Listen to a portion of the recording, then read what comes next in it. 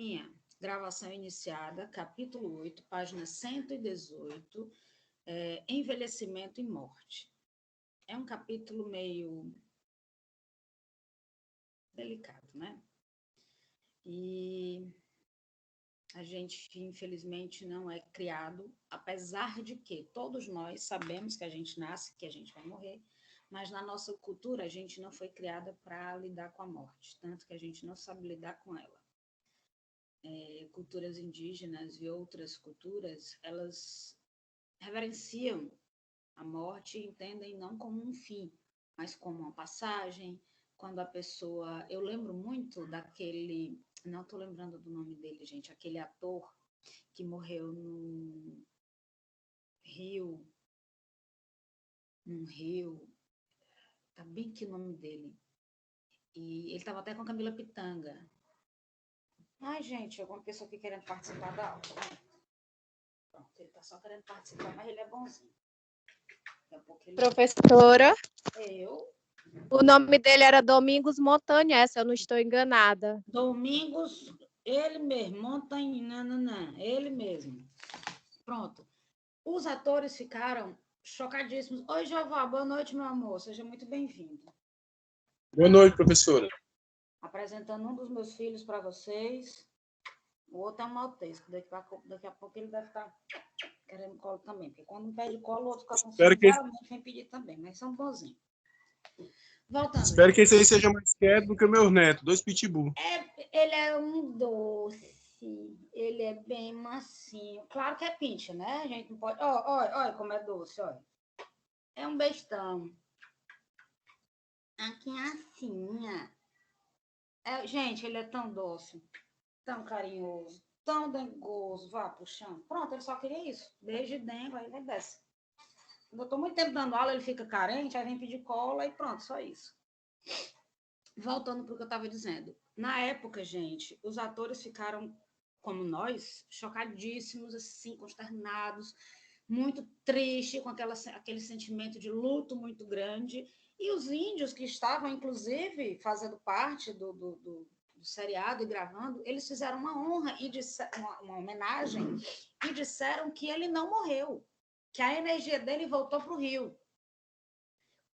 Recente, agora, no período do Covid, o marido de uma prima minha, porque na minha família, gente, quando casa com a prima, virou primo. Pode separar, vai morrer primo.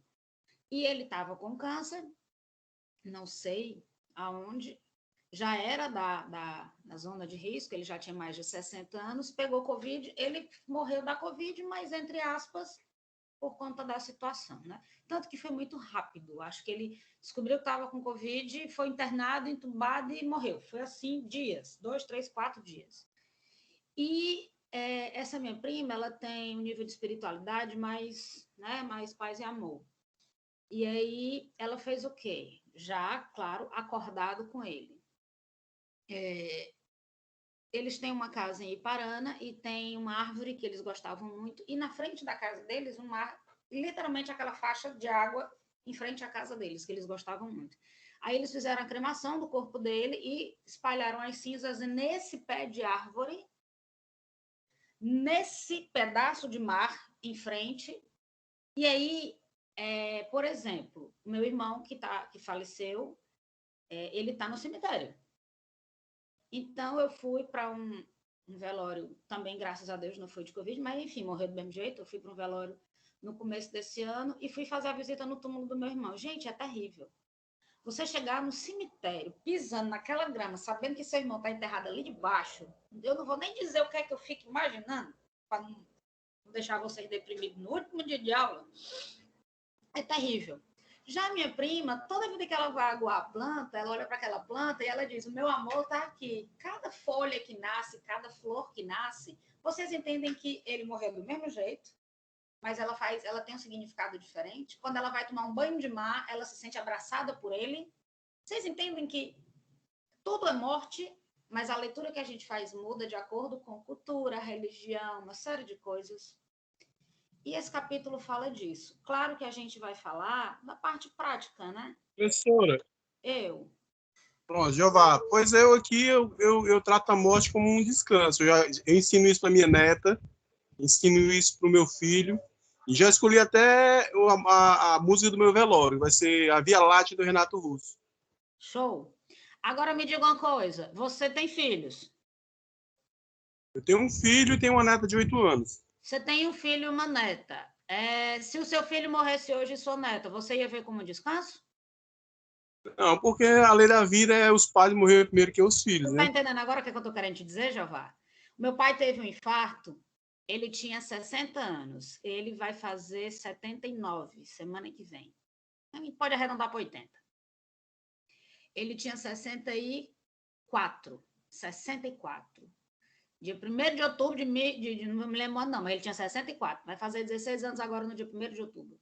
A gente estava no sítio, meu pai teve um infarto. Parada total, cardiorrespiratória.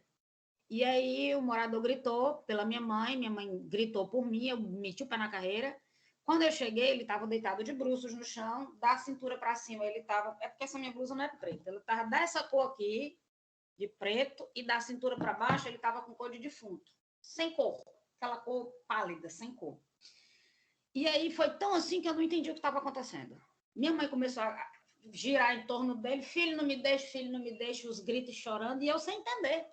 Isso, gente, eu não tenho 100% de memória, eu só me lembro de flashes.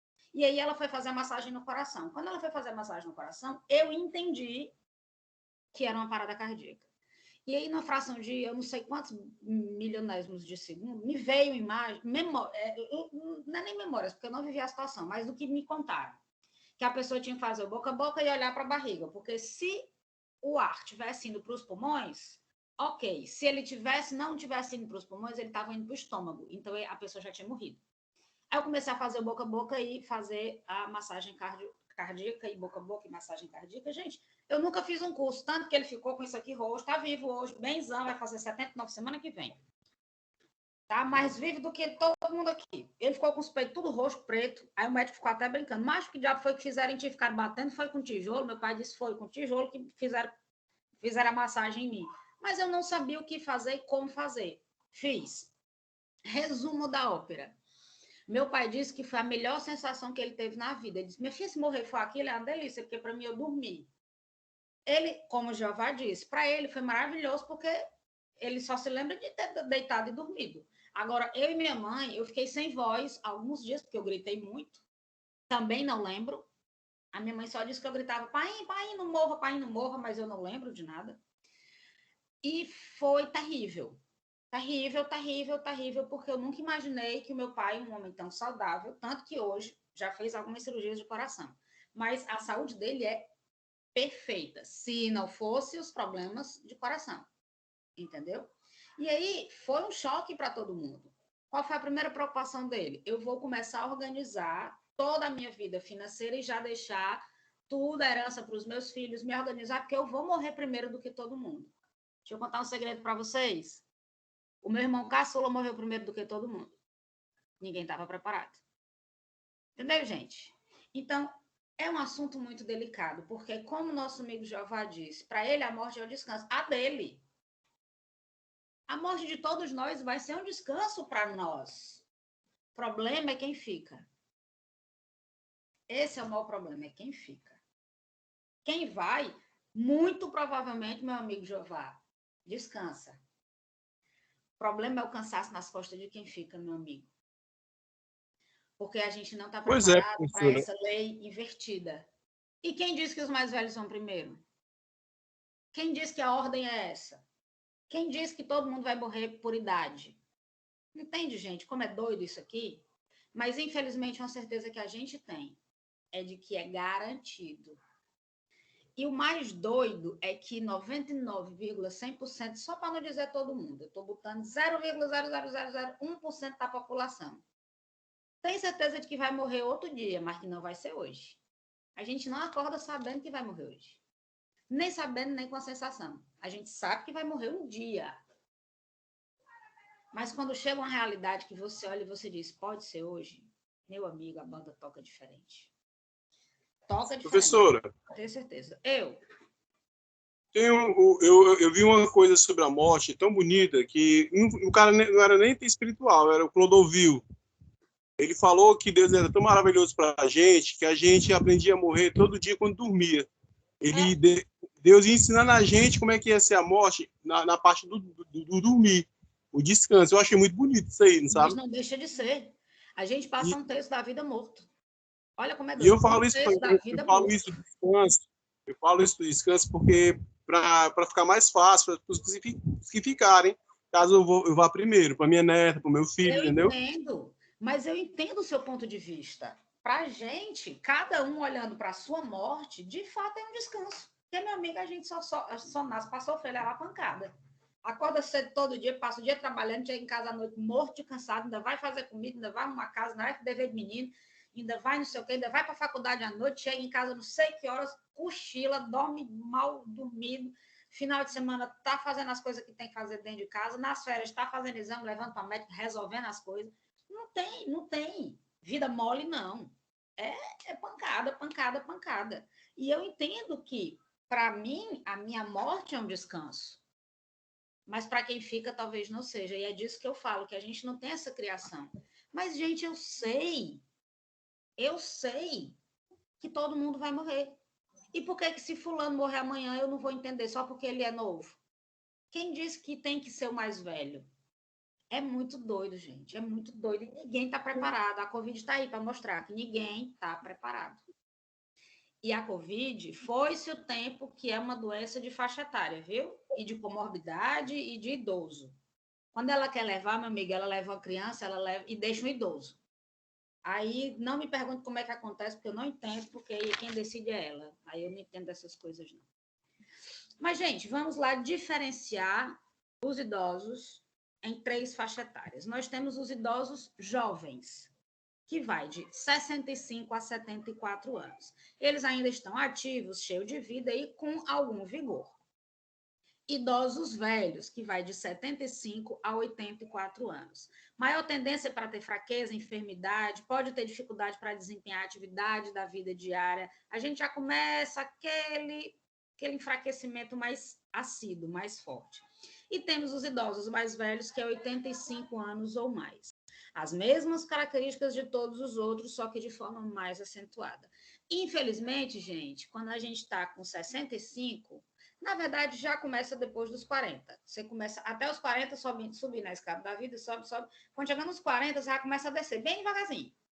Que já deixa de ser a faixa, né, da meia-idade, que a gente já começa a ter um processo de envelhecimento. Mas você começa a descer a escada da vida bem devagarzinho, sabe?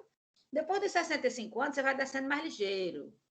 Depois dos 75, você apressa o passo. Meu amigo, depois dos 85, você dá quase uma tainha, um pulo. Pensa uma carreira. Não precisava aquela carreira toda, mas a vida faz isso. Você vê nitidamente, depois dos 85, dos 90, a gente vê de um ano para outro, gente. De um ano para outro, em foto de família, a gente vê como determinada pessoa da família tirou uma foto em pé, sorrindo, um ano depois sentada, triste. A gente vê nas fotos de um ano para outro, depois dos 85, 90. Eu digo pela minha vozinha que morou lá em casa, que a gente via assim, nítido, né? Gente, o desenvolvimento físico na velhice não tem muito para onde correr, é literalmente a escada da vida. Vou estar com essa mão aqui.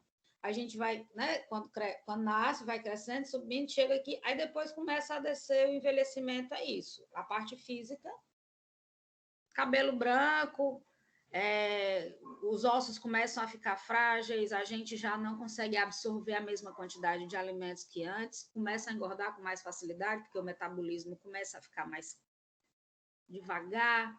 Metabolismo é a capacidade que a gente tem de comer, digerir e eliminar. Se fica mais devagar, o que é que acontece? A tendência é acumular mais gordura.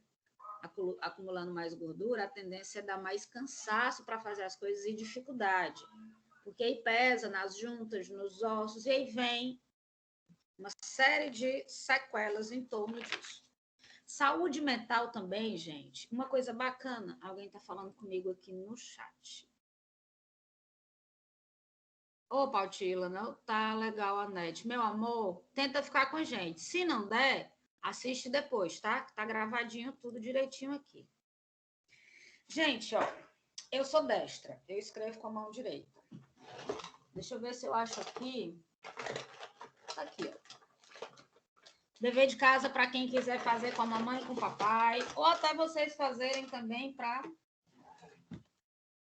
botar para frente. Eu tenho certeza que todo mundo conhece isso aqui, ó, caligrafia. Tá vendo? Aquele livro de caligrafia de criança. A senhora não sabe escrever? Não sei. Com a mão direita. Mas com a esquerda, a gente não sabe. Ó, eu comecei na uma, que é a 2 e a outra é a 3. Aí o que é que eu faço? Eu treino com a mão esquerda. Vocês estão vendo que tá bem ruinzinho aqui, ó. Não tá aquela letra de uma pessoa que escreve que tá com a esquerda. Tanto que tá igual a letra de criança na alfabetização, que agora não existe mais alfabetização, ó. Isso aqui, gente, sou eu treinando com a esquerda. Para quê? Se eu sou destra, se eu escrevo com a direita, é o meu lado esquerdo do cérebro que é mais forte. Então, que é o lado esquerdo do cérebro, certo, gente? É o lado das emoções, é o lado do coração, o lado das emoções. O lado direito do cérebro são pessoas canhotas, que é o lado mais da razão.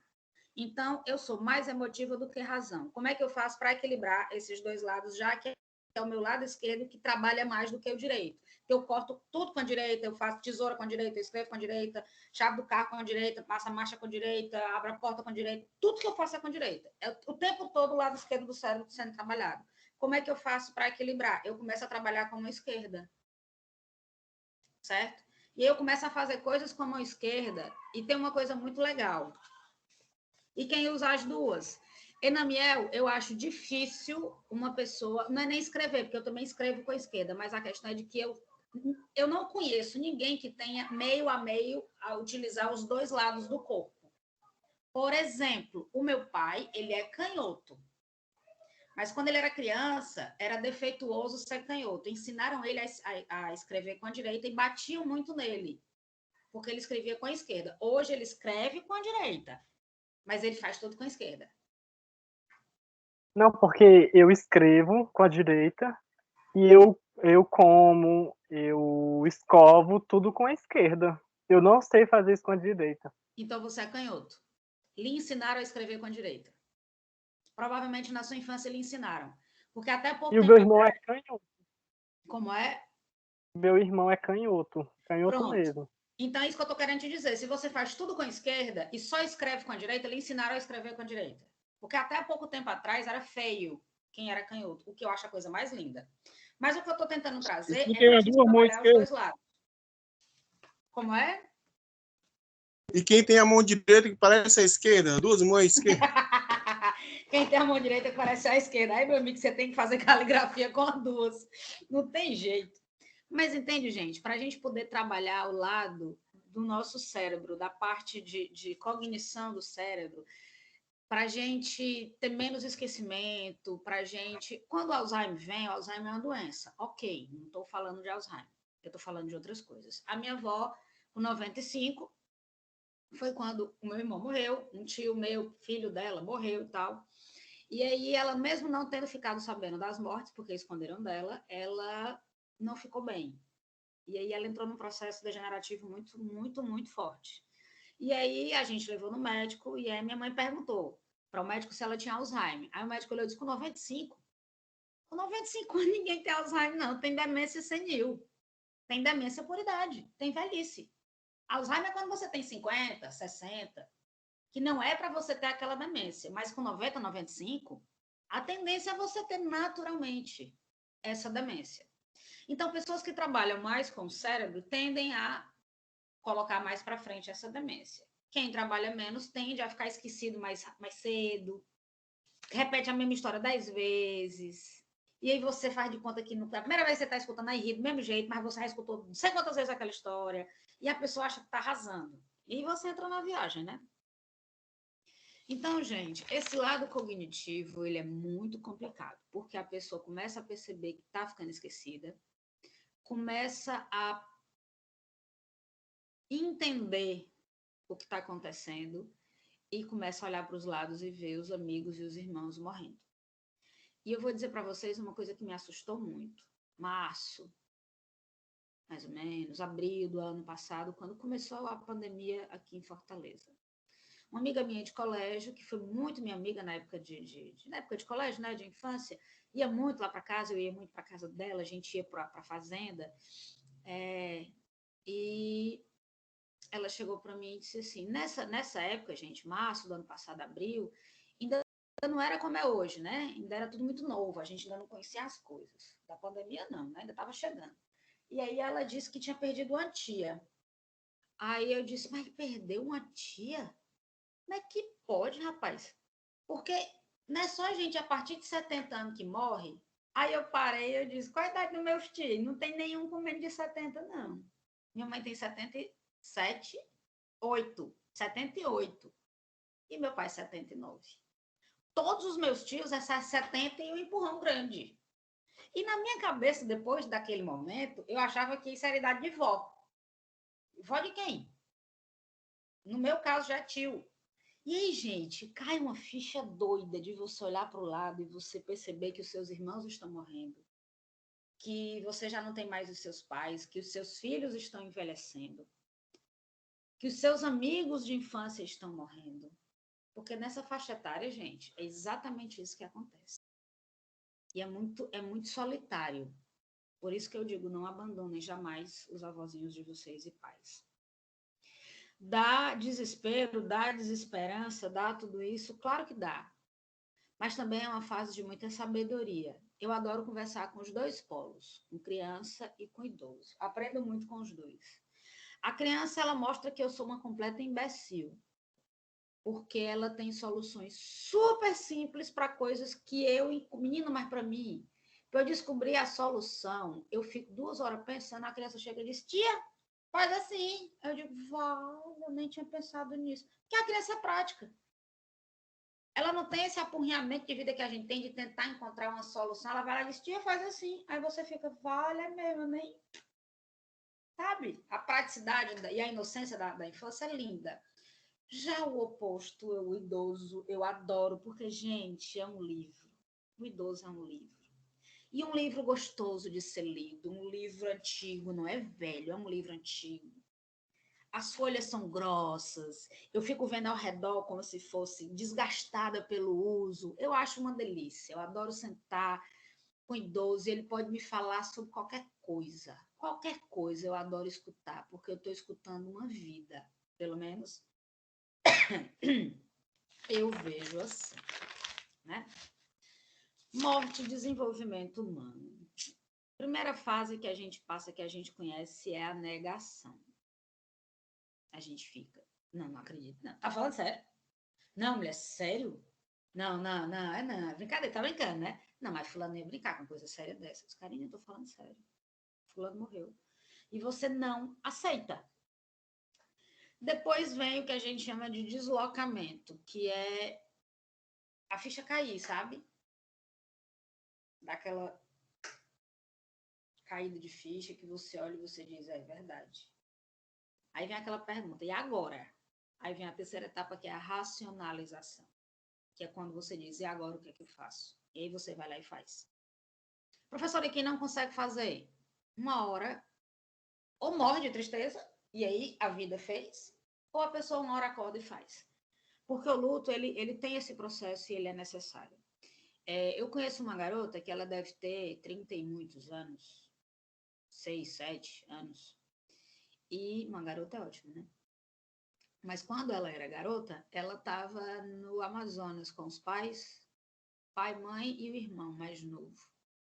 E eles vieram para Fortaleza de barco, certo? O que é que acontece? No caminho, o barco naufragou, o barco virou e a mãe sumiu. O pai colocou os 2 filhos com outros adultos no ônibus e mandou para Fortaleza e ficou lá esperando acharem a esposa. Na verdade, não acharam a esposa, acharam o corpo da esposa, ela havia falecido. E aí mandaram um corpo para Fortaleza de avião. Quando essa minha amiga chegou em Fortaleza com o irmão, a mãe já tinha sido enterrada. E aí, ela hoje, já perto de 40 anos, ela diz, cara, eu sei que a minha mãe morreu. Eu sei que ela morreu, eu sei que tá lá no cemitério, tem o jazigo dela, tem tudo. Mas eu não tenho a sensação de que ela morreu. Para mim, se eu estou em casa e a campainha toca, em algum momento ela vai entrar. Ela sabe, teoricamente, mas racionalmente, afetivamente, perdão, racionalmente ela sabe, afetivamente ela não consegue fazer o processo, exatamente porque ela não sofreu o que a gente conhece como esse processo do velório, do enterro. Isso, infelizmente, é necessário. Eu não preciso ver o corpo, mas eu preciso passar por esse processo de alguma forma para poder enlutar-me pelo outro. Eu preciso passar pelo processo de luto. Fulano morreu. Gente, um animal. Para mim, são meus filhos. No dia que esses meninos morreram, um pedaço meu vai junto e eu não sei como é que eu vou ficar. Quem na Unip me conhece pessoalmente, que não conhece meus filhos, sabe? Já fui para a festa de São João na pracinha da 13 de maio ali da Unip, levei o maltês todo trabalhado no São João, meu filho, no chapéu de São João, na blusa de São João, bateu foto com os alunos todos. Se um animal faz isso com a gente, imagina um ser humano. Então, homem, não fique assim, não. Ele já estava velho. É assim mesmo, a vida é assim. Não, gente, fique assim, chore, chore, chore, sofra. Depois você fica bem. Depois você entende. Mas o luto, o processo do chorar, do sofrer, ele faz parte, tá? Infelizmente, ele é necessário para que a gente consiga ficar bem. A gente... Jeová foi fantástico quando ele trouxe o posicionamento dele sobre o ponto de vista dele sobre a morte dele, que a gente fala da morte de si mesmo. A morte de si mesmo, cada um tem um ponto de vista. O problema está na morte do outro. Foi naquela pergunta que eu fiz para ele. São mortes diferentes. A gente tem fase de choque, a gente tem a saudade e busca da figura perdida. Eu não vou longe, gente. Não tenho problema nenhum em dividir com vocês algumas coisas da minha vida pessoal, e para mim isso eu gosto até de trazer, porque é muito chato quando um professor só traz teorias de livros. Eu gosto muito de trazer a realidade, porque a pessoa diz assim, se aconteceu com ela, pode acontecer com qualquer pessoa, sabe? Se ela conseguiu, qualquer um pode conseguir. Então, mês de junho, na minha família, é um mês sempre foi um mês de muita festividade. Dia 7 de junho, aniversário do meu irmão. Dia 15 de junho, meu aniversário. Dia 18 de junho, aniversário do meu pai.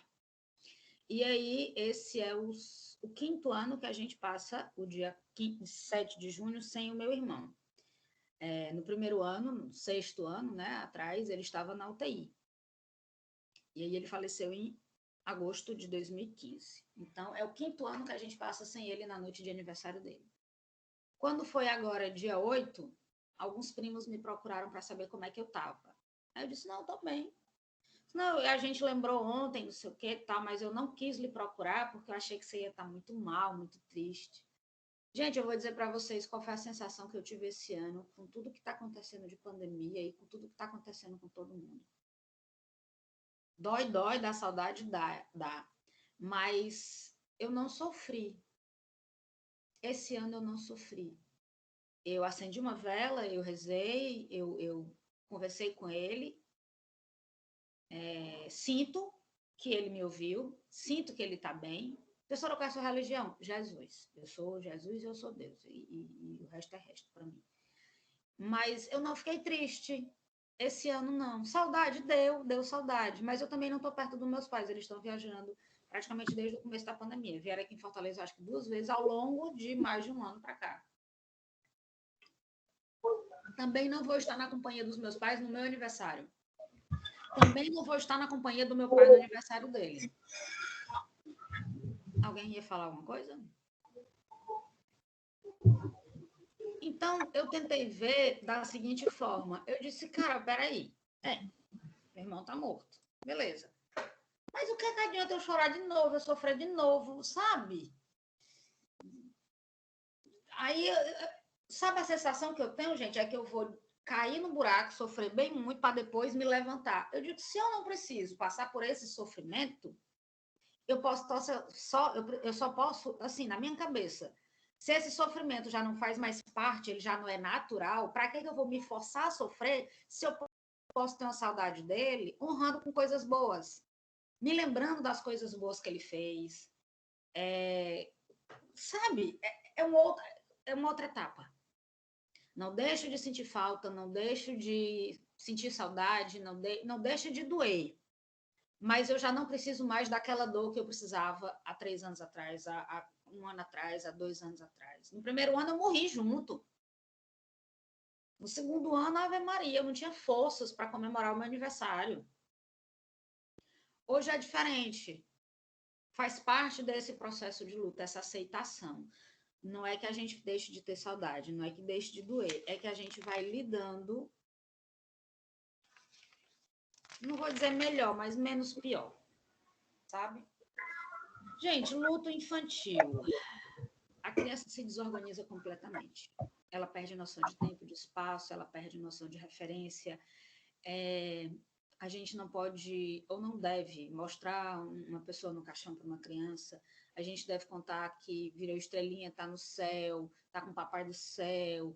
Não deve deixar de contar, mas contar dentro da realidade da criança. E tentar trazer aquela pessoa viva em memórias, em honra, porque a criança não tem noção. Não tem noção. E pode ser realmente muito perturbador para uma criança. A gente tem que ter muito cuidado quando a gente vai lidar com morte com criança. A morte na concepção dos adultos, como eu já falei desde o começo, é difícil. Não vou dizer que a gente sabe lidar, não, porque não sabe não, viu? A gente aprende na pancada, porque saber a gente não sabe, não. Essa história de que meu pai vai fazer 79 e eu estou preparada para ele morrer, estou não. Estou de jeito nenhum. Minha mãe tem não sei quantos anos, eu estou preparada também, não estou não. Estou de jeito nenhum. Não estou, não vou mentir. Mas a senhora é psicóloga e dói do mesmo jeito, filho. Quando eu calço um sapato apertado, ele faz calo e dói do mesmo jeito que vocês. Não dói menos, não. Tá? Gente, a morte em vida. Todos nós já sofremos várias mortes em vida. Não precisa nem ser mortes de pessoas. Mas todos nós já terminamos relacionamento. Todos nós já tivemos sonhos que foram destruídos. Criamos expectativas que foram decepcionantes e nos decepcionamos. Confiamos em pessoas e fomos traídos. Não estou só dizendo traição de namoro, estou dizendo qualquer tipo de traição. Tudo isso são processos de morte, de uma crença, luto, para começar uma nova etapa. Certo? Tudo isso. Quando a gente termina um colégio e entra num novo colégio, a gente fica distante daquelas pessoas que a gente passava várias horas do dia junto. Quando a gente muda de emprego, quando a gente muda de casa, de bairro, tudo isso são processos de luto. Mas, além disso, tem aquelas pessoas que estão vivas só fisicamente, mas que não têm mais perspectiva de vida. Tiveram uma decepção muito grande e elas estão mortas por dentro, apesar de estarem vivas fisicamente, que é o que a gente fala da morte em vida. Tá?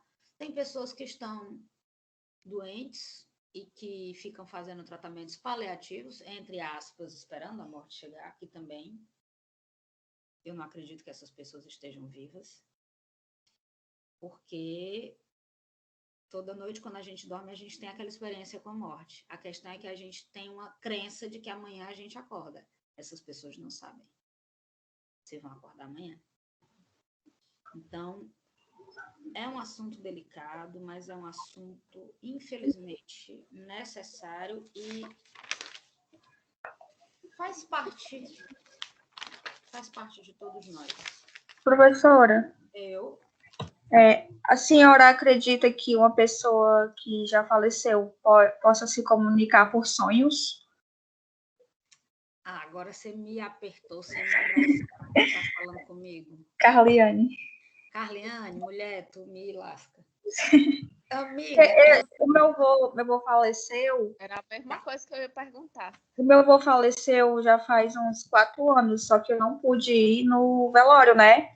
Mas eu sofri bastante com isso, porque a gente até uma vez já tinha falado sobre se rever, né? Porque eu moro aqui em Fortaleza e ele no interior.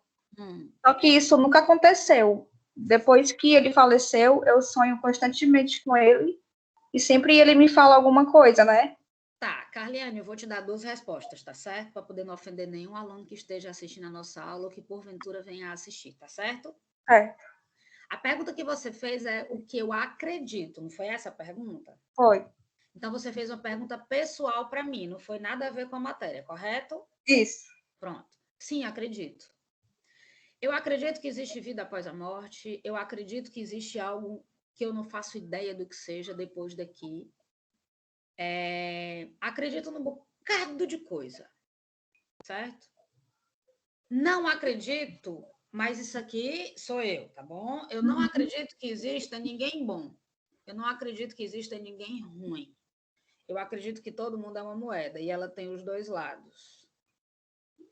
E eu sou cara e eu sou coroa. E eu tenho coisas boas e eu tenho coisas ruins. Então, eu acredito que o bom só existe porque existe o ruim e vice-versa. Porque a gente precisa dizer que fulano é alto para dar um referencial de quem é baixo e vice-versa. Então, se não existisse bom, não existia mal. Um é a referência do outro. Então, para mim, morte e vida são os dois lados de uma moeda. Então, eu não acredito que exista. Eu não acredito, não estou falando de religião, estou falando da minha crença. Eu não acredito que eu vá morrer e vai acabar, acabou, morreu, vai se enterrar, acabou. Meu amigo, se eu acreditasse nisso, para que diabo é que eu estou? Quinta-feira, 8 horas da noite, dia 10 de junho, trabalhando e dando aula para vocês, podendo estar fazendo qualquer coisa de roubando dinheiro e gastando dinheiro dos outros, eu não morrer? Mas se acabar? Por que eu não podia estar fazendo um bocado de coisa? Porque, para mim, a vida tem um sentido e para minha vida, ela ter sentido, eu preciso acreditar que a morte não vai encerrar a minha vida, que tem alguma coisa depois, o que eu não faço a menor ideia. Então, se eu acredito nisso, eu também acredito que possa existir comunicações de várias formas, inclusive através dos sonhos. Professora, a senhora está falando de espiritismo macumba. Pronto, então eu vou agora falar de outra coisa. Vamos falar sobre psicologia. Carliane, pode não ser nada de comunicação. O que é que acontece nos sonhos? A gente tende a passar o dia todo racionalizando os nossos sentimentos. Por exemplo, você está andando na rua, você quer fazer xixi. Você tira a roupa e faz xixi no meio da rua? Não. Você segura o xixi, sente dor, sente desconforto, espera o banheiro. Se você estiver bem, você faz. Como é? Se você estiver bêbado, você faz. Se você estiver bêbado, você não está controlando o seu. Aí é onde entra. Você não está controlando o seu raciocínio. Você perde esse filtro, que é o mesmo que a gente perde quando dorme. Quando dorme, tudo aquilo que eu segurei durante o dia é liberado. E aí eu sonho. Eu libero através de sonhos. Aí eu tenho pesadelo, eu reencontro meu avô que faleceu. Pode ser explicado na teoria. Mas, Carliane, voltando à sua pergunta. A sua pergunta não foi de teoria, a sua pergunta foi o meu ponto de vista. Para mim, é muito mais confortável acreditar que eu estou me encontrando com meu avô, como eu já sonhei com meu irmão, e eu acredito que foi encontro, sim. Eu também acredito, né? Pode ter sido uma viagem, sabe, super doida da minha cabeça. Ok. Mas eu acho muito mais gostoso acordar com a sensação de que eu tive um encontro com ele do que simplesmente achar que foi um sonho. Vocês entendem que aquele me engana que eu gosto, que para mim dá certo. Mas isso sempre acontece, né? Eu sempre sonho. Uma vez Mas ou outra. aí entenda. Aí a gente vai falar do bocado de outras coisas. Ou você está sentindo uma necessidade muito grande dele, ou ele está precisando conversar com você, se é que... Aí eu vou trazer aqui. Vamos imaginar que ele está se encontrando com você. Talvez ele esteja precisando lhe dizer uma coisa que você ainda não entendeu. Professor, isso é coisa de macumba, isso é coisa de espiritismo. Então, vamos trazer para a psicologia. Você ainda não enlutou direito e ainda fica precisando ter esse sonho com ele toda noite, recorrente, entende? Entendi. Mas eu prefiro acreditar, eu prefiro acreditar que são encontros, é mais gostoso.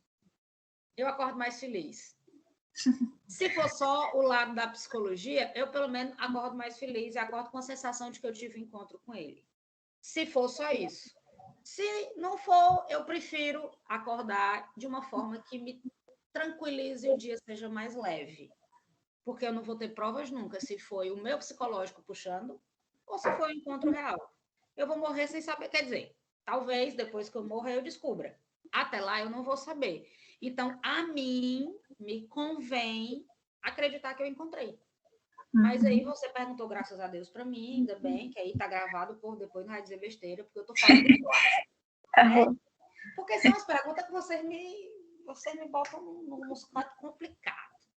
Mas já que você perguntou o meu ponto de vista, eu posso ter um ponto de vista e tá errada. E aí alguém pode discordar, porque nós temos Mas várias religiões, o ok. seu ponto de vista é igual ao meu. Que bom, que bom. Mas entenda, alguém vai discordar. Ok, não estou dizendo que eu estou certa, não. Eu estou dizendo que eu acho. E que eu prefiro achar, que eu também posso estar errada, claro. Eu não sei, não. Não sei. Só vou saber depois. Mas é isso, né?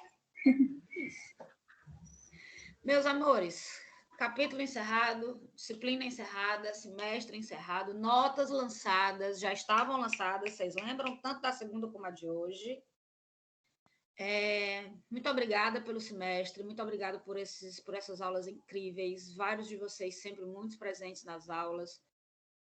Salve, salve Jeová, que está sempre aqui, tanto presente em tons de brincadeira como em coisas sérias. Não estou dizendo ele porque a pessoa que me vem na cabeça, e também tem que a imagem que ele colocou, que é um macacão com uma mais linda aqui, bem grandão aqui na minha frente, que eu estou vendo. Mas Pautila, Girlene, Ariane, Carliane, Enamiel, Isabel, Juan, Jeová, Naziele, Matheus, Natália, Samara, Simônica e Thalita, que é quem está nesse momento comigo aqui. Muito obrigada a vocês e muito obrigada a todos os outros que também não estão aqui nesse momento, né? Tenho muita fé que a gente vai se encontrar nos próximos semestres e acredite, mesmo que eu não seja professora de vocês presencialmente, eu acredito que no semestre que vem as aulas devam estar retornando. Então, me procurem, digam, professora, a senhora foi minha professora da disciplina de psicologia, da disciplina não sei o quê, vá lá falar comigo, eu tenho muita fé que essa pandemia vai passar e que a gente vai poder voltar a se abraçar, dar beijo e dar um oi físico, eu tenho muita fé nisso. Mas se não puder, a gente se fala de longe, só no cotovelo, do jeito que der, mas a gente tem fé que a gente se encontra. Simônica, obrigada pelos ensinamentos e a Naziele, sentiremos saudades. Eu também vou sentir muita saudade. Eu que agradeço o momento com vocês. Foi uma disciplina, as duas, né? Lindas, disciplinas muito fortes, muito intensas. Então, assim, estou muito feliz, muito grata. E vocês têm meu telefone, na hora que precisar dar um oi, na hora que precisar qualquer coisa, entre em contato comigo pelo Zap, que vocês têm meu telefone aí, fica aí para quando precisarem. Ali, Professora. naquele assunto. Qual assunto, amor? Professora, voltando um pouco naquele assunto da Carliane, eu acredito que eles muito baixinho. Eu acredito que eles vêm em forma de sonho, mas para falar alguma coisa que vai acontecer, alguma coisa que está acontecendo. Entendi, Thalita. É porque, amiga, eu não quero entrar na religiosidade para não ofender ninguém. Mas eu tenho um bocado de crença, um bocado de coisa, porque eu não vou falar não, tá certo? Porque vai dar problema lá na frente com um bocadinho. Não vou dizer não, mas eu acredito num bocado de coisa, certo? Enquanto não podem me provar que existe ou que não existe, e existe um ponto de interrogação da dúvida, eu acho que é possível, seja o que for. Professor, é possível um jacaré voar? Eu digo, meu amigo, eu nunca vi não, mas o homem não está voando por aí? Ah, mas ele encontra apetrechos. Ah, minha amiga, é uma outra história. Eu acredito que um bocado de coisa é possível. Explicação eu não tenho, mas eu acredito que é possível. Não estou dizendo que é real ou que não é real. Eu estou dizendo que eu acredito na possibilidade. Se é verdade ou não, não sabe. Professor, eu também acredito. Eu acredito muito também nessa parte de pós-morte. Porque senão, como é que eles criavam esse filme de terror tão bom, hein? Que tá acontecendo no cinema aí? Gente, vocês estão percebendo que tem um bocado de filme para trás, de 10, 15, 20 anos, 25 anos, não sei quantos anos para trás, que retrata exatamente o que a gente está vivendo hoje na pandemia, e esse povo nem sabia do Covid? Tem um monte de coisa aí que não tem explicação, que eu sei, eu conheço algumas explicações, mas eu não vou entrar aqui na questão não, porque vai dar aqui com um bocado de aluno aí, que tem um bocado de religião aí, que eu não vou entrar nisso não. Mas eu acredito em muitas coisas, sabe, gente? Primeiro de tudo, eu acredito em Deus, e Deus para mim é vida. Então, Rapaz, deixa eu ficar quieta, deixa eu ficar quieta. Esse assunto aí vocês vão me acabar. É um assunto muito A delicado. senhora acredita no filme Invocação do Mal? Peraí. Foram duas pessoas, eu não escutei nenhuma nem a outra. A senhora acredita e entrou, eu não entendi. Tá doida para falar, fale. Pode Não, posso não, porque aí vai ter gente que tem as religiões aí que depois vai ficar dizendo que não dá certo, não, meu. Eu só quero dizer. Não, mas cada um tem sua opinião. Ó, pronto, vamos. Tem algumas coisinhas que eu posso falar. Quando meu irmão nasceu, meu irmão chegou no hospital com 35 anos, com virose, com dengue, dirigindo o carro dele, a minha mãe sentada no banco do lado, acompanhando. O menino se internou com 35 anos, pegou uma bactéria no Hospital São Mateus, que é uma bactéria que tem no São Mateus, que é uma bactéria terrível, que é conhecida como superbactéria. Ele contraiu essa bactéria, generalizou, em 3 meses ele morreu. A primeira coisa que eu fiz foi brigar com Deus. Mandei logo Deus ir para aquele canto, briguei, foi muito com Deus, eu não acredito no Senhor. Como é que se o Senhor existe, o Senhor faz um negócio desse com um menino de 35, aí ele entrou com 35, fez 36 na UTI e morreu com 36. E aí, gente, depois eu fui conhecer a verdade, quer dizer, a minha verdade de Deus. Era para eu ter parado de gravar essa aula, meu povo, para não estar conversando isso, para depois outros alunos estar assistindo. Aí eu conheci minha verdade. Até aquele dia eu achei que Deus era bom. Naquele momento eu entendi que Deus não é bom. Eu entendi que Deus ele é justo. E eu entendi que Deus é os dois lados da moeda. Que Deus dá tudo de bom para a gente, mas que ele cobra. E ele cobra com justiça. E se ele cobra com justiça e ele é justo, em algum momento vai doer em mim. E aí eu vou dizer que Deus é ruim. Será que Deus foi ruim ou será que eu foi que construí ao longo do caminho situações para me colocar em situações ruins? E aí foi a minha forma diferente de enxergar Deus. E eu enxerguei que Deus ele é perfeito até na morte. Eu enxerguei que Deus ele é perfeito até na dor. Eu enxerguei que Deus é perfeito até em situações que a gente julga ruim. E que não é maldade dele, é justiça. E eu também entendi que para Deus tirar de mim o que eu tenho de melhor, ele precisa me apertar. Porque se ele me deixar na minha zona de conforto, eu vou ficar tão confortável que eu não vou sair dela. Então, ele precisa me tirar da minha zona de conforto, me apertar, e para isso dói, eu choro, e é só aí que eu cresço. E eu descobri que Deus está presente até nisso. Então, sim, eu acredito em Deus e eu não acredito que Deus seja morte. Eu acredito, gente, mais uma outra loucura. Eu acredito que a gente já está, no mínimo, na nossa segunda encarnação. Professora, a senhora acredita em reencarnação? Eu não sei se tem ou se não tem, mas eu posso provar que a gente já está pelo menos na segunda. A nossa primeira vida foi de 0 a 9 meses dentro da barriga da mãe. E a gente viveu no estágio aquático, no estado aquático. A gente respirava pelo umbigo, a gente comia pelo umbigo, a gente vivia num processo aquático, a gente vivia dentro d'água. Com 9 meses, na grande maioria de nós morremos para aquela vida, cortamos a nossa relação com aquele nosso mundo, que era a mãe, e nascemos para uma outra vida, que é andando, respirando pelo nariz, comendo pela boca e vivendo num outro mundo. Então, essa disciplina, que foi a primeira vez que eu dei essa disciplina, foi em 2015, foi no ano que ele faleceu. E essa experiência que eu tive, juntamente com essa disciplina que eu dei, que eu fechei o semestre com a história da morte, eu fechei, inclusive com os meus alunos, um pensamento do: será que isso aqui que a gente está vivendo hoje não é uma grande barriga? E que a nossa morte é só mais um novo parto para uma nova vida? Então, a minha crença é essa. A minha crença é que isso aqui é uma grande barriga. A minha crença é que Deus é a minha mãe, quando ela estava grávida de mim, essa coisa enorme que me mantém viva. Era meu Deus, era tudo. Se a minha mãe morresse, eu morria. Ela era tudo que me dava vida. Depois que eu nasci, não, eu não preciso mais da vida dela para eu viver. Eu posso viver sem a vida dela, mas enquanto na barriga dela, ela era a minha vida.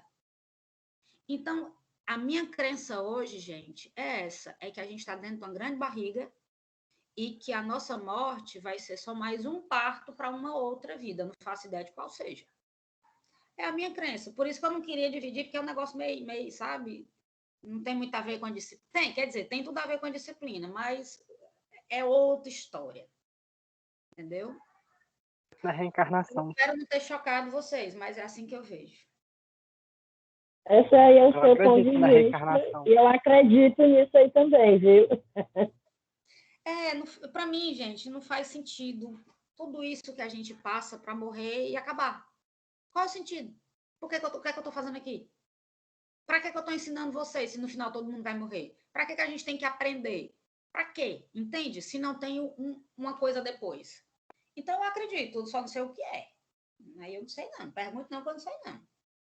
Mas eu acredito. Ok? Eu espero ter respondido e espero não ter assustado nem ofendido nenhuma religião, tá? Eu não falei de religião nenhuma, eu falei da minha crença e da minha história com Deus, mas não tem... Meu Deus é Jesus e Deus e não tem religião aqui para nós, não. Cada gente gosta de se meter num negócio nas religiões aí para falar em nome de Deus. Eu prefiro conversar direto com o homem, só nós dois aqui, eu e ele aqui do lado, e tá tudo certo, sabe? Tá um bocado de gente entre eu e ele, aí vem o telefone sem fio da peste, aí eu não dou valor, não. Eu gosto de sentar, baixar minha cabecinha, de dizer, pai, estamos aqui só nós dois. Eu brigo muito com ele, olha assim, eu digo, eita, rapaz, não estou entendendo o recado, não, a peia tá grande. O senhor pode aliviar só 2 dias da peia para ver se eu escapo, para depois o senhor continua batendo. Aí eu rio, eu brinco. É o meu jeito leve e divertido de tentar viver as coisas sérias da vida e tentar carregar de uma forma mais leve. É o meu jeito de tentar, né, viver. Alguém quer fazer alguma coisa? Professora, Foi muito, né, por caber até água. professora, a minha mãe me ensinou a falar com Deus desse mesmo jeito também, e tratar ele como um amigo, como um pai. Eu também faço a mesma coisa nas minhas orações. Eu trato ele como se eu conhecesse ele assim a vida toda, entendeu? Eu não sei orar. Eu Eu posso oro até do não meu conhecê-lo, jeito. mas ele me conhece. Pois é, eu acho que essa intimidade com Deus é que faz com que a gente fique mais perto. Eu acredito. Eu falo desse jeito que eu estou dizendo mesmo. Às vezes, quando eu pego umas coisas erradas, eu outra pancada, eu olho assim para cima e digo, sério, meu amigo? É sério mesmo que você está botando mesmo para torar? Tem ao menos um pouquinho, só um pouquinho assim, só um pouquinho de tempo para eu respirar. Depois o senhor continua batendo. Deixa eu só limpar aqui um pouquinho, né, os machucados, porque tem horas que a gente leva tanta pancada que você fica tão desorientado que você não sabe nem por onde começar. Aí eu digo assim, só um pouquinho, 2 dias, só para eu poder escapar. Depois você continua batendo, porque eu não estou entendendo o recado, não. Então, falo do outro jeito, porque eu não estou entendendo o recado. É mais ou menos assim que eu tento conversar com ele. Mas eu aceito as pancadas que ele me dá. Eu sei que... Sabe, mãe, quando bate em menino, que ela pode não saber por que está batendo, mas ele sabe por que está apanhando, é do mesmo jeito. Quando vem a pancada, eu só digo assim, tá certo, senhor, eu vou entender o que foi que aconteceu, porque ainda não sei o que foi. Mas é isso, gente. Eu vejo o final da nossa disciplina exatamente como o começo dela. Só que quando a gente começa a falar da gravidez e do parto. E eu vejo que o último capítulo, ele volta lá para o começo. Só que a apostila toda foi uma outra barriga, né? Que é essa daqui, que é esse mundo. E o final da nossa disciplina, que é a morte, eu vejo como se a gente fosse para a próxima apostila, próximo capítulo, que eu também não sei qual é. Mas um dia a gente vai descobrir. Meus amores, que final de disciplina lindo, viu? Não tive isso com nenhuma turma. Não tive esse momento com nenhuma turma. E Carliane, eu acho que foi ela que trouxe à tona a pergunta que desenvolveu toda essa conversa. Obrigada, Carliane. Provavelmente Deus falou através de você com toda a nossa turma hoje, através da sua pergunta. Professora, eu posso contar uma história? Não sei se ninguém vai acreditar. Mas não precisa, eu também não sei se o povo vai acreditar. Pronto, isso foi em 2018. Eu estava em casa me arrumando para sair para o trabalho, né? E eu tinha comprado um celular recentemente, um celular novo. E eu estava me arrumando aqui e de repente eu escutei uma voz assim: não leva o celular. Aí eu fiquei em dúvida, né? Meu Deus. Eu fiquei pensando assim: será que eu tô doida? Aí eu fiquei na dúvida entre colocar o celular na bolsa ou deixar em casa. Aí, de repente, eu tive aquele impulso e joguei o celular no guarda-roupa, né? E à noite, ao sair do trabalho, quando eu estava chegando em casa, 2 caras me abordaram na esquina de casa, pedindo pelo celular, né? E eu falando para eles que não tinha de jeito nenhum, e eles insistindo pelo celular, e eu não tinha. A única coisa que eu tinha de valor era R$ 50 e o passe card, né? E eles não estavam conseguindo o que eles queriam, que era o celular, né? E ficaram insistindo, até que chegou um rapaz que assustou eles e eles saíram correndo, né? Aí esse cara saiu atrás deles, né? Eu fiquei sozinha, cheguei em casa, eu estava assim, num desespero tão grande que eu subi a escada, que eu nem vi como foi que eu subi, né? Quando eu entrei em casa, eu chorei bastante. Eu agradeci a Deus, né? Porque, tipo, ele me avisou para não levar o celular. Só que, mesmo assim, aconteceu, né? Eu vou voltar para a sua primeira pergunta, o que é que eu acho? Algumas pessoas podem dizer, ela é doida. Outras pessoas podem dizer, ela é esquizofrênica. Ela está escutando vozes, porque esquizofrênico escuta vozes. Que, na verdade, são frutos do próprio pensamento, só que ele faz uma leitura de que ele está ouvindo do lado de fora. Mas, na verdade, são os pensamentos dele. Aí ele tem a impressão de que alguém está falando. Alguém pode dizer, Deus falou com ela. Alguém pode chamar de intuição. Aí, Carliane e turma, eu penso assim, antes de eu ser esquizofrênica, eu prefiro acreditar que foi Deus, entendeu? Eu creio que foi ele que me falou. Aí a pessoa vai dizer assim, você tem certeza? Eu digo, tem não, filho, eu posso ser esquizofrênica, mas eu prefiro acreditar que foi Deus. Eu prefiro acreditar. É só a questão do... Ó, Simone, que foi um livramento. Eu prefiro, gente, ouvir a minha intuição. Quando a minha intuição diz, não faça isso, quando eu era adolescente, que eu fazia, meu amigo, não teve uma vez que deu certo. Todas as vezes deu errado. Hoje em dia, quando tem tudo para dar certo, se tem um negocinho aqui dizendo, não vai, eu não vou. Porque eu digo, quer não. Pode ter certeza que lá na frente vai me mostrar o porquê que eu não deveria ter ido. Confiar numa pessoa. Chega uma pessoa maravilhosa, meu Deus, uma pessoa que eu... Tem uma coisa que eu não sei o que é, eu digo, não confio. Porque eu digo, não sei, não confio. Ora, mas não dá não sei quanto tempo, a pessoa mostra o porquê. Ou o emprego, ou a viagem, ou seja o que for. Certo? Então, eu prefiro acreditar que Deus fala com a gente o tempo todo, todo o tempo. E eu não acredito que Deus...